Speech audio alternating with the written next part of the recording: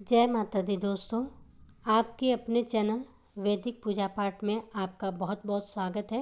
माँ भगवती दुर्गा की कृपा आप पर सदैव और आपके पूरे परिवार पर बनी रहे। दोस्तों, आज की इस वीडियो में आपसे बात करने वाली हूँ ज्योत पुत्रिका व्रत के बारे में। ज्योत पुत्रिका का व्रत, जिसे हम जितिया का व्रत भी कहा जाता है, आश्विन मास की कृष्ण पक्ष की अष्टमी के दिन रखा जाता है। पितृ पक्ष में आता है यह व्रत, और यह व्रत किया जाता है संतान की लंबी आयु के लिए, पितरों के आशीर्वाद की प्राप्ति के लिए। और यह व्रत पूरी तरह से निर्जल रहकर, निराहार रहकर धारण किया जाता है। और इस व्रत में 24 घंटे से भी ज़्यादा समय निर्जला ही रहा जाता है। वैसे तो इस व्रत के नियम बहुत ही कठोर हैं, लेकिन माताएं इस व्रत को धारण करती हैं अपनी संतान की लंबी आयु के लिए और उनकी सुख समृद्धि के लिए, और बच्चों को उनके जीवन में सफलता की प्राप्ति हो, इस प्रकार का आशीर्वाद जीमूत वाहन से वो मांगती हैं। तो आज के इस वीडियो में आप जानेंगे कि साल 2024 में जितिया का व्रत कब है, अष्टमी तिथि का प्रारंभ कब होगा, समापन कब होगा, व्रत हमें कब धारण करना है, और इस व्रत के नियम क्या होते हैं। नहाए खाए से लेकर पारण तक की संपूर्ण जानकारी आपसे शेयर करूंगी। इसके साथ ही इस व्रत में कुछ नियम ऐसे भी होते हैं जो कि जिनकी सास हैं उनके लिए अलग होते हैं, और जिनकी सासू माँ नहीं है उनके लिए कुछ नियम अलग होते हैं। तो यह सारी जानकारी आपको आज की इस वीडियो में मिलने वाली है, तो वीडियो में अंत तक बने रहिएगा। तो सबसे पहले जानते हैं कि जितिया कब है, ज्योत पुत्रिका का व्रत कब रखा जाएगा।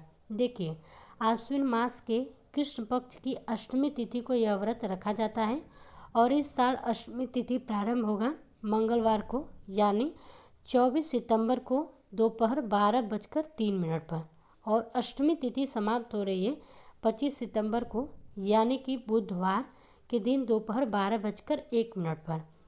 यह व्रत सूर्योदय कालीन तिथि के अनुसार ही रखा जाता है। तो इस आधार पर 25 सितंबर 2024 बुधवार के दिन जीवित पुत्रिका का व्रत रखा जाएगा। तो 25 सितंबर को हम व्रत धारण कर रहे हैं, तो 24 सितंबर 2024 मंगलवार के दिन नहाय खाए का दिन होगा, और बृहस्पति के वार के दिन व्रत का पारण किया जाएगा। ठीक है, तो जैसे हम तीज का व्रत रखते हैं, नहाय खाए फिर व्रत और उसके बाद पारण, उसी प्रकार से जीवित पुत्रिका का भी व्रत किया जाता है। लेकिन हाँ, इसमें नियम बहुत कठिन है, जो कि हड़तालिका तीज में व्रत में इतना कठिन नहीं होता। जैसे कि हड़तालिका के तीज के व्रत में आप शाम को पानी भी पी सकते हैं, या फिर कई लोग रात्रि में 12 बजे के बाद भी पानी पी लेते हैं। लेकिन इस व्रत के नियम बहुत कठिन हो जाते हैं। सूर्योदय के बाद ही आप जल ग्रहण कर सकते हैं, इससे पहले नहीं। मतलब ज्योत पुत्रिका के व्रत में आप लगभग 28 घंटे तक निर्जला ही बिता देते हैं। नियम इस प्रकार के होते हैं। सुबह उठकर जब भी हम स्नान करते हैं, पूजा करते हैं, फिर जितिया बच्चे को पहनाया जाता है, दान इत्यादि करते हैं, उसके बाद कहीं जाकर हम जल पीते हैं। तो व्रत बहुत कठिन है, इसमें कोई संशय नहीं है। लेकिन हर माताएं जिनके भी संतान हैं वह इस व्रत को धारण करती हैं, और करना भी चाहिए। अब जैसे कि कई लोगों के प्रश्न आते हैं कि हमारे पास पुत्री है, पुत्र नहीं है, तो क्या इस व्रत को हम कर सकते हैं। देखिए, बिल्कुल कर सकते हैं। ये पहले समय की बात थी, जहाँ कहा जाता था कि पुत्र हो वही इस व्रत को धारण कर सकता है। तब पुत्रों की अधिक मान्यता थी, लेकिन अब तो पुत्र और पुत्री कोई अंतर नहीं है।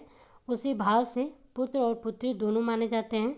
तो आपके पास पुत्री है तो भी आप ये व्रत कर सकती हैं। लेकिन हाँ, इतना ज़रूर ध्यान रखिएगा, कोई भी व्रत अगर आप शुरू करना चाहते हैं तो एक बार अपने परिवार में ज़रूर पूछना चाहिए। मतलब परिवार वाले जो कहते हैं वही करना चाहिए। सबके परिवार की परंपरा अलग अलग होती है। तो देखिए, मैं कह दूं आप लोग कर लीजिए, परिवार में नहीं होता तो हो तो कैसे करेंगे, इसलिए ध्यान रखिए, पहले परिवार में ज़रूर पूछ लीजिए। और जब अब आप जानते हैं कि जितिया व्रत में नहाय खाए से पारण तक के नियम क्या होते हैं। देखिए, नहाय खाए का दिन पहला दिन होता है, जो कि आपको मिलेगा 24 सितंबर दिन मंगलवार को। तो इस दिन आपको स्नान करना है, बाल धो के स्नान किया जाता है। उसके बाद शुद्ध और सात्विक भोजन किया जाता है। तो नहाई खाए के दिन आपको लहसुन प्याज का सेवन नहीं करना है। मसूर की दाल जो लाल वाली होती है वो नहीं खानी है, इसके अलावा गाजर, मूली, बैंगन यह सभी चीज़ें व्रत में नहीं खानी चाहिए। व्रत के एक दिन पहले नहीं खानी चाहिए। लेकिन हाँ, कई ऐसे क्षेत्र हैं जहाँ पर मछली खाई जाती है नहाए खाए वाले दिन। तो अगर आपके यहाँ इस प्रकार का नियम है तब तो आप बिल्कुल खा सकते हैं। लेकिन ज़्यादातर क्षेत्रों में सात्विक भोजन किया जाता है, बिल्कुल बिना प्याज लहसुन वाला। एक और चीज़ नहाए खाए वाले दिन सबके यहाँ कुछ न कुछ विशेषकर खाकर ही यह व्रत शुरू किया जाता है। कई स्थानों पर सतपुला, जिसे कि तोई कहते हैं, तोरई होती है, एक तरह की उसकी सब्जी बनाई जाती है। और कई स्थानों पर अलग अलग चीज़ें, कई स्थानों पर महुआ की रोटी बनाई जाती है और भी बहुत सारी चीज़ें, साग खाए जाते हैं।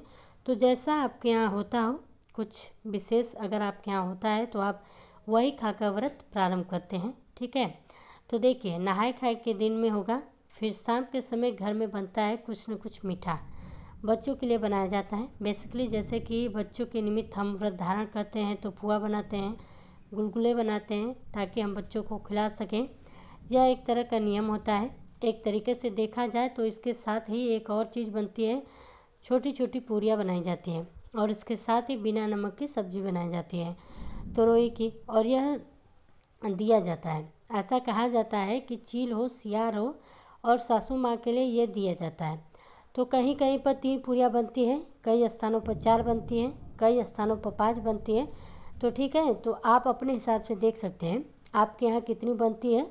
एक चीलो एक सियार के लिए बनती है, एक जीवित वाहन भगवान के लिए बनती है, एक सासू माँ के निमित्त ऐसा कहा जाता है कि बनती हैं, और एक पूरी बनती है गौ लक्ष्मी के लिए। तो इस प्रकार से 5 पूरियाँ बनती हैं। और सुबह जब सर्गी खाने उठते हैं तब उसी समय में स्नान इत्यादि करके यह सभी पूरियाँ तरोई के पत्ते पर रखी जाती हैं। पूरी और तरोई वाली सब्जी, दही और चूरा, चीनी, यह सभी चीज़ें आपको रखनी होती है उस तरोई के पत्ते पर। और घर की छत पर या फिर बालकनी में, जहाँ पर भी आपके पास खुली जगह हो, वहाँ पर यह चीज़ें रखी जाती है। रात्रि में 3 बजे के आसपास ये चीज़ें रख दी जाती हैं और मन में पितरों का ध्यान करके उनको समर्पित किया जाता है। जल का पात्र वही रख दिया जाता है या फिर जल का घेरा दे दिया जाता है, आप जैसी भी सुविधा आपके पास उपलब्ध हो। फिर अपने पितरों के चियालू सियार को जीवित वाहन भगवान से हाथ जोड़कर प्रार्थना की जाती है कि हमारे संतान की लंबी आयु हो, हर प्रकार से हमारे संतान की रक्षा हो, और हम जो भी व्रत धारण करने जा रहे हैं वह व्रत निर्विघ्न रूप से पूर्ण हो। इस प्रकार से प्रार्थना करके हम व्रत का प्रारंभ करते हैं। तो यह नियम किया जाता है सर्गी से पहले। ठीक है, अपने सर्गी खाने से पहले आपको यह नियम करना होता है। अच्छा, एक और चीज़ बता दूं मैं आपको, इस प्रकार से सासू माँ को जो भोजन दिया जाता है, चीलो सियार को भोजन दिया जाता है, यह सब नहीं देते हैं। जिनकी सासू माँ नहीं होती है वही देते हैं। अच्छा, कई स्थानों पर जिनकी सासू माँ होती है वह भी देते हैं। ठीक है, तो अपने यहाँ अपने परिवार में आपकी जो भी परंपरा है उसे अच्छे से समझ लीजिएगा, तभी यह नियम कीजिएगा। ठीक है, हमारे यहाँ जिनकी सासू माँ नहीं होती है वह यह नियम नहीं करते हैं। जिनकी सासू माँ होती हैं वह वैसे ही सर्गी खाकर व्रत कर लेते हैं। और अब जानते हैं कि सर्गी में क्या खाना चाहिए। देखिए, सर्गी में आप सुबह उठते, जैसे कि हरतालिका तीज में हम सुबह उठकर जल इत्यादि पीते हैं, उसी प्रकार से भी हम जल पीते हैं। आप कुछ लिक्विड ले सकते हैं, नारियल पानी ले सकते हैं, जूस पी सकते हैं, ग्लूकोज इत्यादि आप ले सकते हैं, आपका जो भी मन करे। ठीक है, इसके साथ ही आप चाहे तो कुछ फल इत्यादि ले सकते हैं। अच्छा, कई स्थानों पर जैसे कि पूरी इत्यादि भी खाई जाती है। अगर आपके यहाँ खाया जाता हो तो आप बिल्कुल खा सकते हैं। लेकिन अगर आप बहुत कुछ नहीं जानती, नहीं खाते, मतलब ज़रूरी नहीं है और मन में भी नहीं किया जाता है उस समय कुछ खाने का, तब भी आप यह ज़रूर कीजिएगा। थोड़ा सा दही और थोड़ा सा चूरा, हल्की सी चीनी डालकर, मतलब चाहे आधा चम्मच ही सही, ज़रूर खा लीजिएगा। ये शुभ किया जाता है। मतलब ज़रूर हमें दही लेनी चाहिए। सुबह दही और चूरा चीनी में थोड़ा सा ज़रूर मिलाकर लेना चाहिए। उसके बाद फिर जल इत्यादि आप ले सकते हैं। दवाइयाँ लेना हो तो आप दवाइयाँ ले सकते हैं, क्योंकि दिन में निर्जला रहना है तो हम दवाई नहीं खा सकते हैं। तो जो भी आपको दवाई खानी हो, आप थायराइड की गोली लेते हो या फिर सिर दर्द की गोली लेते हो या फिर कोई भी आपकी प्रॉब्लम की दवाइयाँ हो, आप इसी समय ले लीजिएगा। और जितना हो सके इस समय ठंडी चीज़ें खानी चाहिए। जल इत्यादि लीजिए, आप चाहे तो चाय भी पी सकते हैं। बहुत से लोगों के प्रश्न आते हैं, पिछली बार आए थे हड़ताल का तीज पर, कि क्या हम चाय पी सकते हैं? जी हाँ, बिल्कुल पी सकते हैं। चाय, कॉफ़ी जो आपको लेना हो आप ले सकते हैं। एक और चीज़, आप अगर सर्गी लेने से पहले स्नान कर लेते हैं तो यह अत्यंत ही श्रेष्ठ होगा। मान लीजिए आप सर्गी लेने से पहले स्नान नहीं भी कर पाते हैं, तो भी हाथ पाँव धोकर वस्त्र अवश्य बदल लें। और जब आप सर्गी खा लेते हैं तो उसके बाद से दांत साफ अवश्य कर लीजिएगा, ब्रश कर लीजिएगा, दातुन कर लीजिएगा, जो भी आपके पास उपलब्ध हो। जैसे कि कई लोगों के प्रश्न आते हैं कि हमारे घर के आसपास दातुन नहीं मिल पाता है, तो ऐसे में नया ब्रश रखिएगा। मतलब जिस ब्रश का आपने प्रयोग कभी ना किया हो, एक नया ब्रश ले लीजिएगा और जब आप सर्गी खा लेते हैं तो उसी ब्रश से आप ब्रश कर लीजिएगा, कोई दिक्कत नहीं। देखिए, जैसे हमारे पास उपलब्धता होती है, नियम पालन उसी प्रकार किया जाता है। तो अगर दातून नहीं मिल पाता है तो बिल्कुल आप ब्रश कर सकते हैं, लेकिन दांत साफ अवश्य कर लीजिएगा। कुछ भी अनाज इत्यादि दांत में लगा न रहे, क्योंकि आपका व्रत फिर खंडित हो सकता है। अगर उस समय मतलब व्रत के समय हमारे मुंह में किसी प्रकार से अनाज का अनुभव हो जाता है तो व्रत खंडित माना जाता है। तो इस प्रकार आप लोग ध्यान दीजिएगा। तो ये तो हो गए नहाए खाए और सर्गी के नियम। उसके बाद फिर स्नान इत्यादि करके आप व्रत का संकल्प लेते हैं, पूजा करते हैं। अपने घर में जो भी नित्य पूजा है वह कर लीजिएगा, व्रत का संकल्प ले लीजिएगा। भगवान जीमूत वाहन से अपने पितरों से चिलो सियार से प्रार्थना कर लीजिएगा कि आपका यह व्रत निर्विघ्न पूर्ण हो, व्रत में किसी भी प्रकार की विघ्न बाधा ना आए, कोई भूल चूक जाने अनजाने में हमसे हो जाए तो उसे क्षमा करें। इस प्रकार से प्रार्थना करने के बाद आपको व्रत प्रारंभ हो जाता है। यहाँ एक और चीज बताना चाहूंगी, यह जरूरी नहीं है कि आप हाथ में जल और अक्षत लेकर ही व्रत का संकल्प करें, बल्कि पूजा करते समय मानसिक रूप से हाथ जोड़कर अपने व्रत का संकल्प लीजिएगा। इसके बाद दिन में हमें निर्जला व्रत रखना होता है और शाम के समय जीमूत वाहन भगवान की पूजा की जाती है, कथा सुनी जाती है। तो पूजा विधि की वीडियो आपको आगे मिल जाएगी। और हाँ, एक और चीज, शाम के समय जीतिया नहीं पहना जाता है, जीतिया हम सुबह ही पहनते हैं। अच्छा, कई स्थानों पर ऐसा है जहाँ पर जीतिया पहना भी नहीं जाता है। तो यह भी आप लोग ध्यान रखिएगा कि आपके यहाँ क्या होता है। कई स्थान ऐसे हैं जहाँ पर सोने का जीतिया धारण किया जाता है, कई स्थानों पर सोने का जीतिया भी नहीं रहता है, वह लोग धागा पहनते हैं। तो सभी चीजें अपने घर परिवार से पूछ कर ही करिएगा।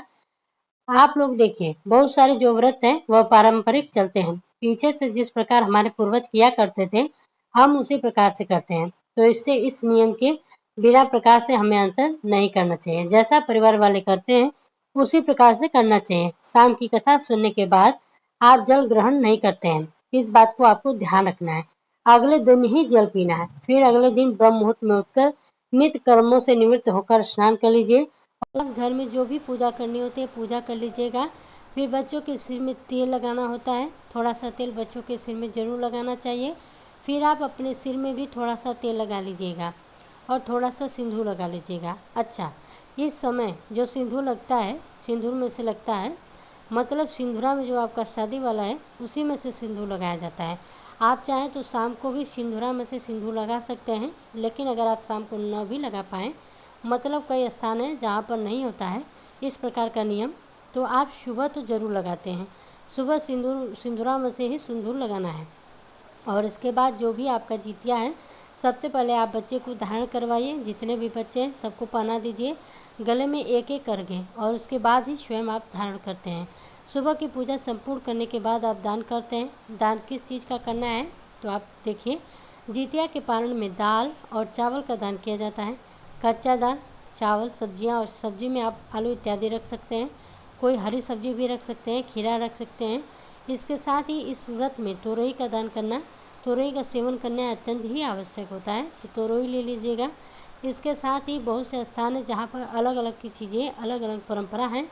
कुछ प्रकार की चीज़ों का दान या ग्रहण करने से जो लोग आप ग्रहण करते हैं, जो भी आपके यहाँ विशेष है, कुछ खाने के कारण है, वो चीज़ें दान की जाती हैं। जैसे कई स्थानों पर महुआ और कई स्थानों पर चने होते हैं, कई स्थान है जहाँ पर कुछ विशेष साग होता है जो खाया जाता है। तो आपके यहाँ जो भी नियम है, जो भी आप पारण कर लेते हैं, वो सभी चीज़ें दान में थोड़ा थोड़ा से ही जरूर दिया जाता है। इसके अलावा वस्त्र और दक्षिणा इत्यादि आपको जो दान देना है, दान की सामग्री आपके सामर्थ्य में जो भी है आप उसको दे सकते हैं।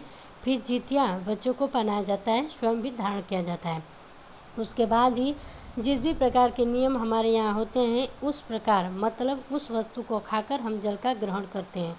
ठीक है, तो देखिए यह तो संक्षिप्त विधि है जो मैंने आपसे शेयर की। संपूर्ण विधि आपको आने वाली वीडियो में मिलेगी, तो चैनल से जुड़े रहिएगा। और हाँ, अब बात करें कि जिनकी सासू नहीं है उन्हें विशेष क्या करना चाहिए और जिनकी सास है उन्हें क्या करना चाहिए। देखिए, जिनकी सास नहीं है ना, उनको पहले दिन जब नहाई खाई वाला दिन होता है उस दिन भी दान निकालना होता है।